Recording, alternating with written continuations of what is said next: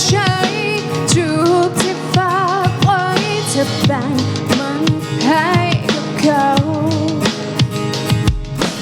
รู้ว่าเธออยากไปไม่ต้องมาเห็นใจกันได้ไหมหยุดโกหกฉันไม่ต้องห่วงกันที่ผ่านมาไม่เสียใจแค่เสียเวลาไปรักไอ้คนไม่รักที่เรื่องน้ำตาว่าถ้าต้องอยู่กับเธอเก็บหัวใจเอาไว้ให้คนที่รักกันจริงคงดีกว่าพอได้แล้วเสียเวลาว่าเธอ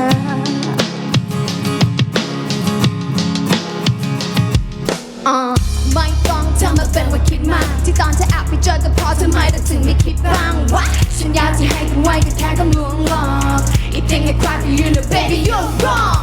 ไหนบอกว่าเป็นแค่เพื่อนกันหลับหลังไปทำอะไรกันหรือว่าจะเป็นที่กันดานคงแก้อะไรไม่ได้ตอนนี้ก็คงจะทำได้แค่ถ้าจะชอบแบบนี้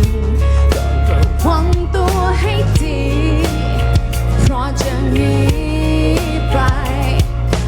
สิ่งที่ทำไว้อาจต้องชดใช้มันด้วยน้ำตาของเธอเองเสียเวลาไปรักไอ้คนไม่รักที่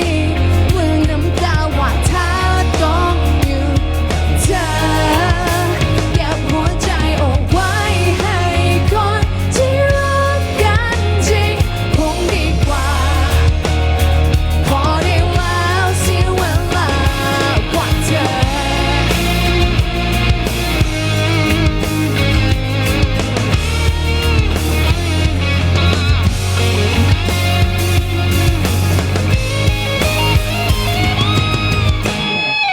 เสียเวลาไปรักไอ้